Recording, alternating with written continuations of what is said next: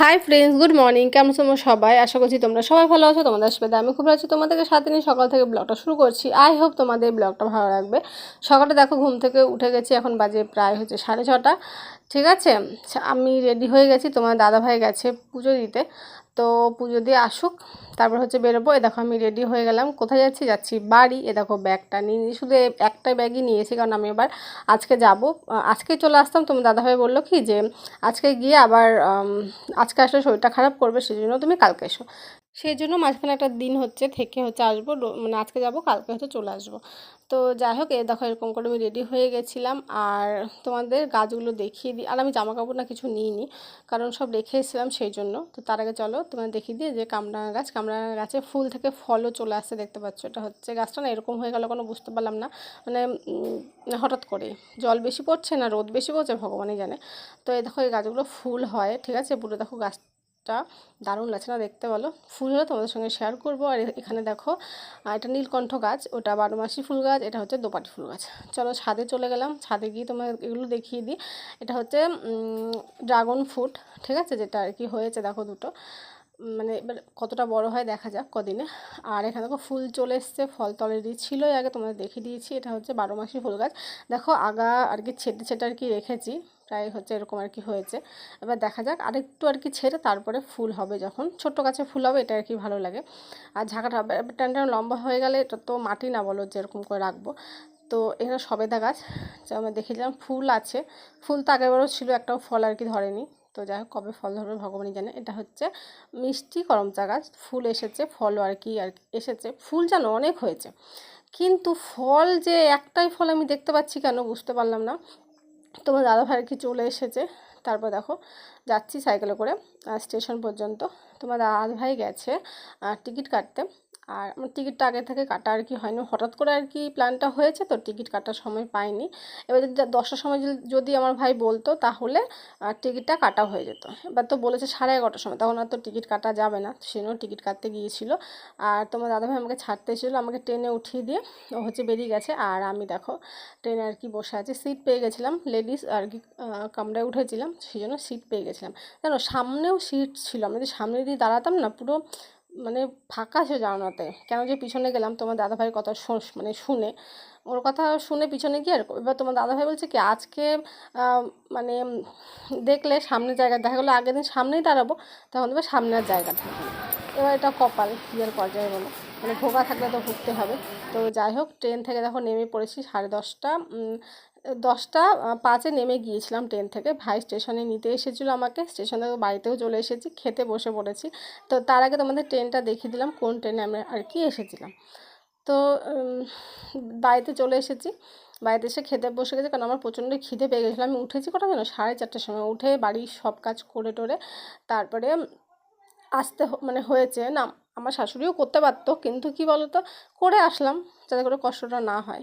সেই জন্য আজকে তো মানে মানে আজকে তো করতে হবে। আমি যবে সাউন্ডটা দিচ্ছি তবেকার কথা বলছি, কারণ আমি বাড়িতে বসে সাউন্ডটা দিচ্ছি, তো তাই বললাম যে আজকে তো করতে হবে মাকে।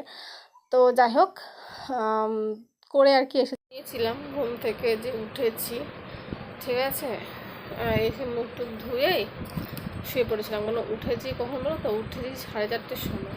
উঠে তারপরে আর ঘুম আসেনি, 4:30টার সময় দেখছি কি মানে আলো হয়ে গেছে। তারপরে কি করব, বাথরুম থেকে এসে তারপরে একটু গাছ টাছগুলো দেখলাম, দেখে তারপরে সব কাজ টাজ করে তোমার সব কাজ টাজ করে নিয়ে স্নান টান করে তোমার দাদাভাই চলে গেছিলো পুজো দিতে, আর মা চলে গেছিলো রান্না করতে। কিন্তু আমি খাইনি, কারণ অত সকালে আমি খেতে পারি না একদমই।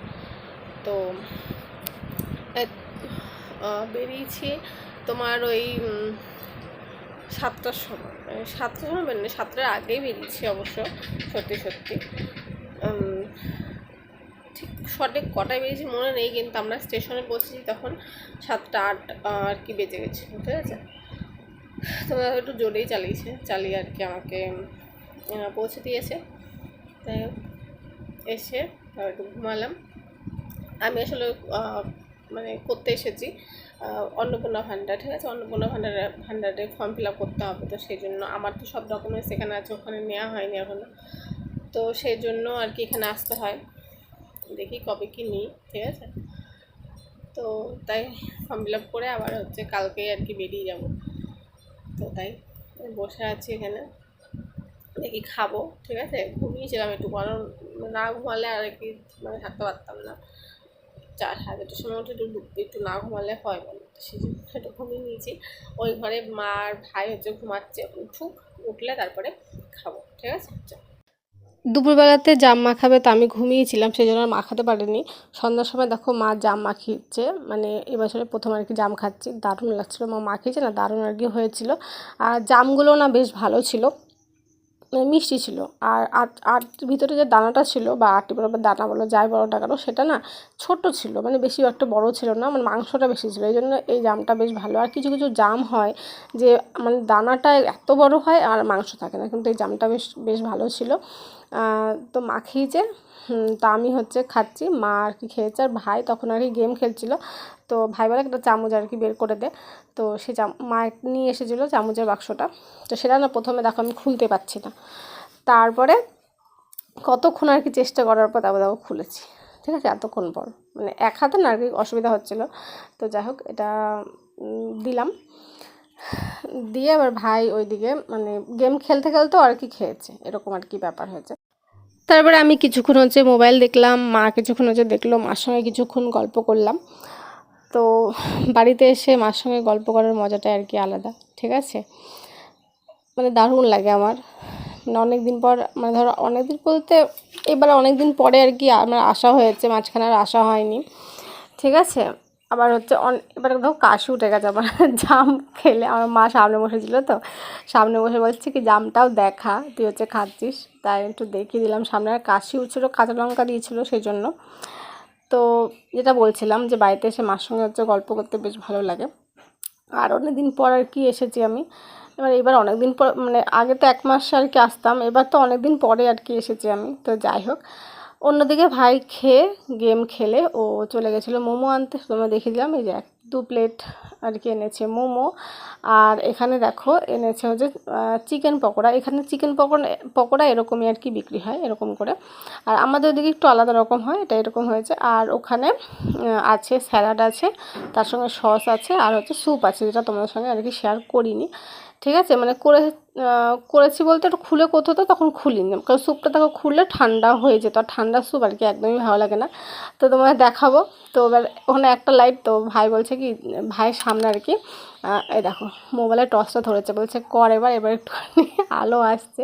তো যাই হোক, খেতে খেতে তো ভাই বোনের মানে আমরা হচ্ছে খুব আর কি মানে আর কি ঠাট্টা বলো বা হাসি, মানে মজা আর কি, মজার মধ্যে আর কি থাকতে ভালোবাসি। তো যাই হোক, এখানে দেখো হাসাহাসি করছি ও, আমি খাচ্ছি, ও সামনের মধ্যে ফোন ধরে আছে। তো এবার তারপর লাস্টে বলছে কি আমি এবার খাবো, তুই হচ্ছে ইয়ে কর, ঠিক আছে। তো যাই হোক, খেয়ে দিয়ে দেখো এখানে ফর্ম ফিল আপ করতে বসে গেছি, যেটা করতে আর কি আমরা এসেছি, তো সেটাই করছি। ভাই মা বাবু সই লাগবে, তো বাবু সই করা হয়ে গেছে, পরে আর কি আমরা বলছি কার সই কত ভালো সেটা আর কি দেখছিলাম। তো রাতে বিরিয়ানি খেয়েছি, গিয়ে শুয়ে পড়েছি। চলো আজকের ভিডিও এইটুকুই, টাটা বাই বাই।